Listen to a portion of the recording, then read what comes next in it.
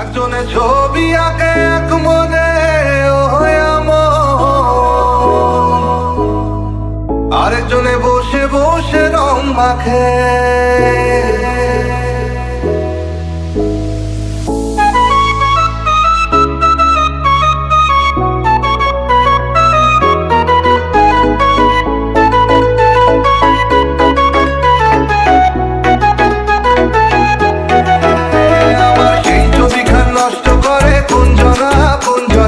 সেই ছবি